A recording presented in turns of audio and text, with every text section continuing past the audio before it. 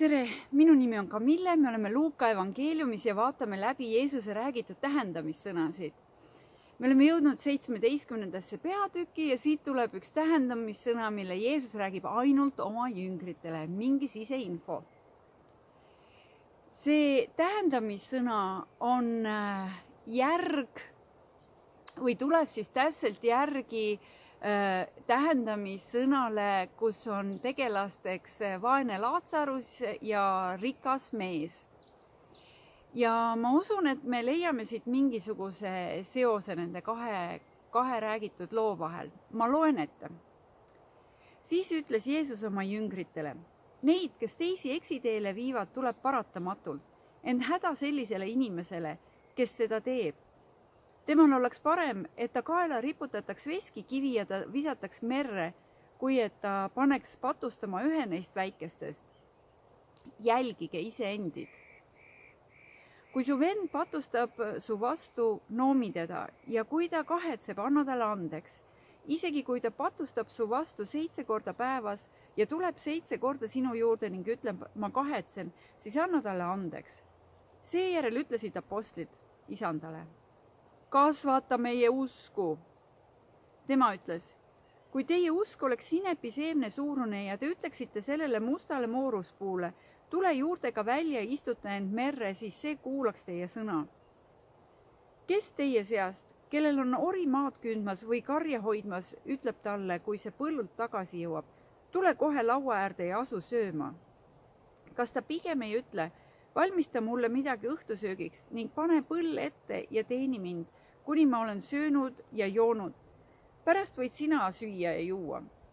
Kas peremees on orjale tänulik selle eest, et see tegi, mis oli tema kohus? Nii ka teie, kui te olete teinud kõik, mida teil kästi teha, öelge, me oleme tühipaljad orjad, me oleme teinud, mida me pidimegi tegema. Selline lugu. Eelmises loos Laatsarusest ja rikkast mehest oli rikkal mehel arvamus, et kuna tal siinses elus on kõik hästi läinud, siis on see kindel märk sellest, et pärast surma teispoolsuses läheb tal sama hästi edasi. Paljud arvasid tol ajal, et kui mul siin elus on hästi, see on märk sellest, et ka pärast, et vaimses pildis läheb mul hästi. Sellega kummutas Jeesus eelmises tähendamissõnas.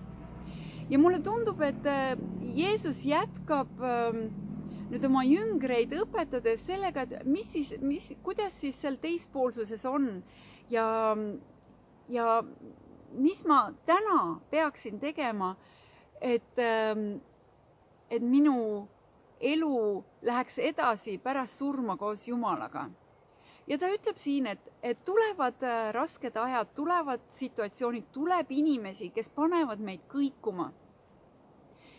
Ja ta ütleb, et pange ennast tähele. Ja ma usun, et ta ütleb seda nagu mõlemilt poolt. Pange ennast tähele, kuidas te käitute teistega, et te ei paneks neid kõikuma. Ja pange tähele ka seda, kui teiega käitutakse nii, et see teid kõigutab, et siis kuidas jääda seisma. Ja ta ütleb siin edasi, et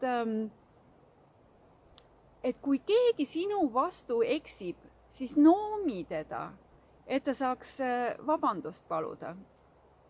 Ja ma arvan, et juba ainuüksi see on väga väljakutsuv. Kui ma olen haiget saanud, minna kellelegi ütlema, et see tegi mulle haiget, see on päris raske, vähemalt minule. Mina tahaksin ennast tagasi tõmmata ja selle inimesega üldse mitte enam edaspidi suhelda. Ja ta ütleb samamoodi, et kui nüüd keegi tuleb sinu käest vabandust paluma, siis anna talle andeks. Ja isegi kui ta teeb seda korduvalt ja ühe päeva jooksul mitmeid kordi, siis anna talle andeks. Selle peale nüüd on need jüngrid, et anna meile usku. Et see nõuab nii palju, meil on vaja mingit imet, see ei ole inimlikult tehtav. ja ma arvan, et siin on taaskord kokkupuutepunkt selle rikka mehe ja Laatsaruse looga. Sest ka see rikas mees ootas mingit imet.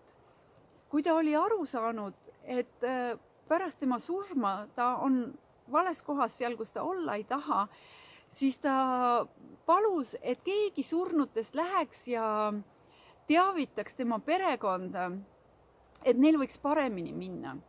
Ja selleks ta ootas, et tehtaks mingi ime.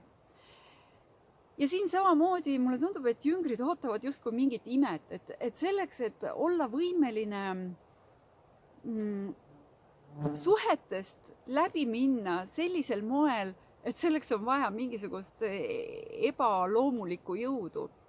Ja Jeesus ütleb, et jaa, imedega saab palju teha.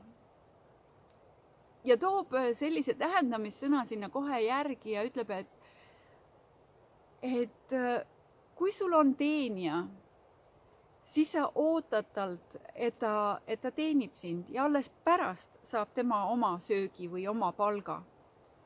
Ja mitte vastupidi kuidagi. Ja ta ütleb, et see on meie kohus.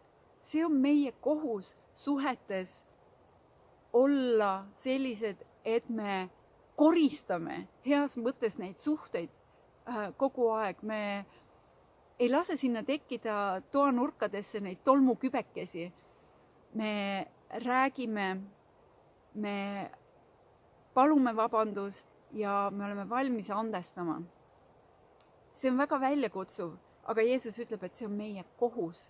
Vaimses pildis on see meie kohus ja et sellel on mingisugune otsene seos tulevase nähtamatu vaimse eluga, mida me praegust ei näe ja mida Jeesus nimetab igaveseks eluks. Minu küsimus, mille ma õhku tahan visata, ongi suhete teemaline. Kuidas mul läheb mu suhetes? Kas ma olen valmis andestama? Kas ma olen valmis jätkama suhetega siis, kui need on muutunud raskeks, kus on tekkinud võib-olla palju rääkimata teemasid? Kas ma olen valmis neist rääkima? Kas ma olen valmis ise vabandama? Ja kas ma olen valmis andeks andma? Aitäh, et sa tulid. Ootan sind ka järgmine kord. Kõike head!